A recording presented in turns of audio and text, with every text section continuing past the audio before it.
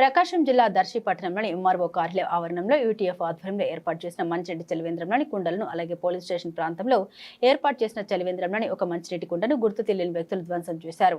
అంతేకాకుండా అక్కడ ఉంచిన గ్లాసులను కూడా అపహరించారు. దర్శి పట్టణ మరియు చుట్టుపక్కల గ్రామీణ ప్రాంతాల నుండి ప్రజలు నిత్యం ఎంఆర్ఓ కార్యాలయానికి వివిధ సమస్యలు, పనుల మరియు ఇతర ప్రభుత్వ పనుల నిమిత్తం వస్తుంటారు. వేసవి కాలంలో ప్రజల దాహార్తి తీర్చేందుకు యూటీఎఫ్ ఆధ్వర్యంలో ఎంఆర్ఓ కార్యాలయం వద్ద 3 మంచినీటి కుండలు, గ్లాసులతో చలివేంద్రం ఏర్పాటు చేశారు.